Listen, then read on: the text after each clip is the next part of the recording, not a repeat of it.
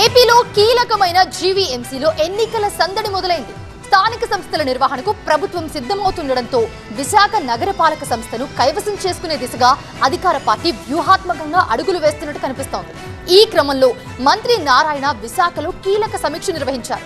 GVMC పరిధిలోని కూటమి ఎమ్మెల్యేలతో సమాలోచనలు జరిపారు. ఇప్పటికే వార్డుల పునర్విభజన నోటిఫికేషన్ జారీ చేసిన మున్సిపాలిటీలు, కార్పొరేషన్లలో ఎన్నికలను పూర్తి చేయాలని ఏపీ ప్రభుత్వం నిర్ణయించింది. రాష్ట్ర వ్యాప్తంగా ఉన్న 123 స్థానిక సంస్థల్లో 100 స్థానిక సంస్థల్లో ఇప్పటికే వార్డుల పునర్విభజన నోటిఫికేషన్ జారీ చేయడంతో పాటు ప్రక్రియ కొలిక్కొచ్చినందుకు వాటికి ఎన్నికలు నిర్వహించేందుకు సన్నాహాలు చేస్తోంది. కీలకమైన జీవీఎంసీపై కూటమి ప్రభుత్వం ప్రత్యేక దృష్టి పెట్టింది.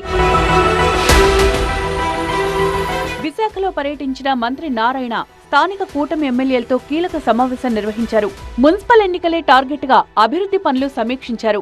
స్థానిక సంస్థల ఎన్నికలపైన ప్రత్యేకంగా దృష్టి సారించేలా కీలకంగా సమావేశంలో సమాలోచనలు చేశారు. అభివృద్ధి ప్రాజెక్టులు, మౌలిక సదుపాయాలపై సమీక్షించారు. అయితే మళ్ళా ప్రభుత్వం 40 లక్షల పైనుండే వాటికి జీవో ఇచ్చింది.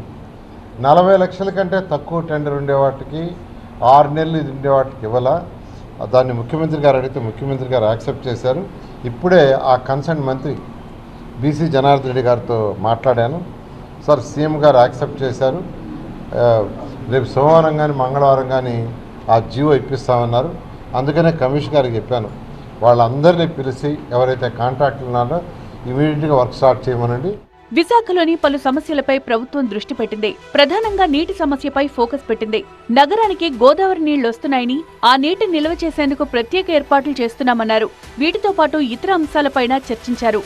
ఆ విధంగా ఈరోజు డ్రింకింగ్ వాటర్ సుమారుగా 1,000 కోట్ల రూపాయలు ఖర్చు పెడితే ఈ యొక్క విశాఖపట్నం మున్సిపల్ కార్పొరేషన్కి ప్రతి ఇంటికి ప్రతి ఒక్కరికి 135 లీటర్ల వాటర్ని ప్రతిరోజు ఇవ్వగలం అనేదంతా యాక్చువల్ ఈరోజు చాలా డీటెయిల్గా మెయిన్ టోటల్ డిస్కషన్ అదే, దాని మీద డిస్కషన్ జరిగింది. జీవీఎంసీ పరిధిలోని 120 వార్డులకు ఎన్నికలు జరిగే అవకాశం ఉందని తెలుస్తోంది. దీంతో ఎప్పుడైనా ఎన్నికల షెడ్యూల్ విడుదలయ్యే అవకాశం ఉంటుందని అంచనా వేస్తున్నారు. ఈ క్రమంలోనే విశాఖలో మంత్రి నారాయణ జీవీఎంసీ పరిధిలోని కూటమి ఎమ్మెల్యేలతో సమీక్ష నిర్వహించడం రాజకీయ వర్గాల్లో చర్చనీయాంశంగా మారింది. కూటమి పార్టీలన్నీ కలిసికట్టుగా జీవీఎంసీని కైవసం చేసుకునే దిశగా అధికార పార్టీ దృష్టి పెట్టిందని ప్రచారం జరుగుతోంది.